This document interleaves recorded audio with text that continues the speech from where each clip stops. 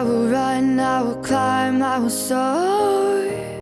صباح الخير حبيباتي، مرحبا بكم معي في قناة مطبخ وتدابير نجم الدين. اليوم جبت لكم وصفة أكثر من رائعة اللي هي وصفة القناوية كما يقولوا لها في الشرق، أو وصفة الملوخية كما يقولوا لها في مصر، أو وصفة البامية كما يقولوا لها في المغرب.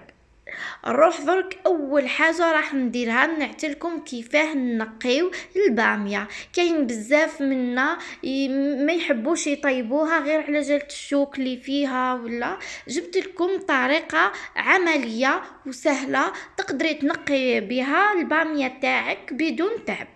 اول حاجه راح نحكم الباميه تاعي هنا وجيت نعطيلكم هاد الحبيله ولا الخزم كيما نقولوا له حنايا. هذا جاي كي البابي فار، انا ساعدني بزاف في تنقيه القناويه نتاعي، خير من الخزم اللي بديت به مع الاول وشي هو راح لي المقطع كيفاه نحيت كيف كنت نخدم به. هنا اول حاجه نديرها نحكم حبه القناويه تاعي كيما راكم تشوفوا فيها هاد الحراف هذا، نحكهم بالحبيله، نحيلهم الشوك اللي فيهم،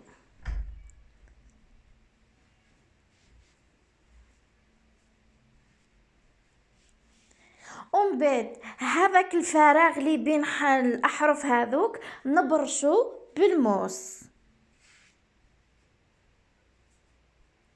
حبيباتي هنايا اللي ما تحملش الشوك ولا حاجه تقدر دير قفازات باش ما يدخل لها الشوك هذاك في ايدها، بيسكو فيها يعني شوك.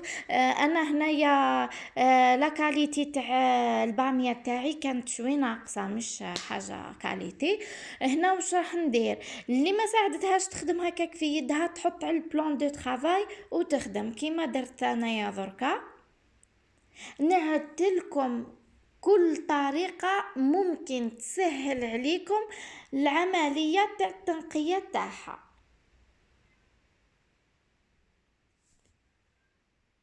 ومن بعد شو راح ندير؟ نحي الراس تاع القناوية هذاك اللي يجي من فوق برك. بعد ما نكون نقيتها كامل واش راح ندير؟ جبت الغربال هذا اللي يقولوا له غربال الزرع، نحط فيه الكميه تاع القناويه تاعي. انا هنايا ما كانش عندي الوقت نعطيكم حاجه قليله، ونشعل الطابونه تاعي ونقص عليها كم تشوفوا فيها كيف راهي كي نار خفيفه، ونبدا نحرك في الغربال تاعي والشوك راه هو كي يهبط. انا هنا نقيتها وصاي بصح الشوك بقى يهبط. بعد ما نكمل العمليه تاع الغربال نروح نغسل القناويه تاعي ونخليها تكتر، لازم تشيح تماما. بعد ما تشيح القناويه من شحال نزيد نقول تاعي، بعد ما تشيح القناويه نروح ندير مغرف زبده في مقلاة ونحمصها. وهنايا حنروحوا لطريقه تحضير لاصوص تاعها. اللي هي واش راح نحتاج فيها انايا هنا؟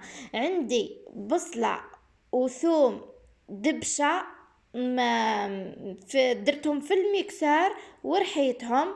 عندي الحم انا القناويه، شوف باش تجيك بنينه وصح عسل لازم اللحم خروف ويكون شويه مشحم، خطر ما نش حنديروا فيها زيت بزاف. هنا واش نحتاج 4 ملاعق زيت. عندي بصله متوسطه مقطعه، وعندي طماطم كبيره مقطعه راح نخليهم بجنب نحتاجهم من بعد. التوابل واش راح نحتاج كزبر، فلفل احمر، عندي مغرف تاع قهوه راس الحانوت انا ما نحبش نطيب به ما كثرتش منه، عندي كركم، ملح، فلفل اسود، وعندي فلفل احمر هذاك المجفف. نروحوا دركا نشوفوا طريقه. هنا نسيت نقول لكم عندي 2 ملاعق طماطم مصبره، وعندي فلفل اخضر هنا ما كانش عندي، من بعدا باش جابوهولي. نروح في الكوكوط نلوح اللحم اللي راح ندير بيه.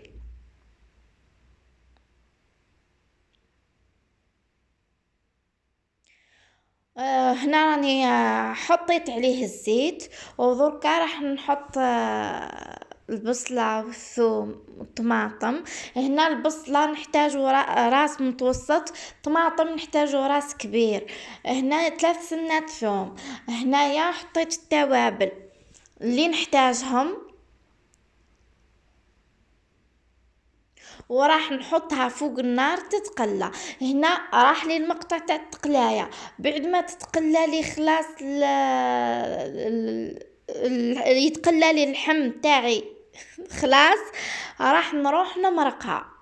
بعد ما تهز الغلية تاعها، واش راح ندير؟ بعد ما تهز الغلية تاعها راح نقفل عليها الكوكوط. هنا سي بون، لاصوص تاعي راه كي خثارت واللحم او طاب، لحت راه قرن فلفل حار، وراح نلوح طماطم المصبرة، ونلوح القناوية اللي كنت حمصتها. هنا اللحم راهو طاب، اختر ما تديش مني وقت بزاف. زدت لحت البصلة المقطعة الى شرائح، ولحت الطماطم المقطعة،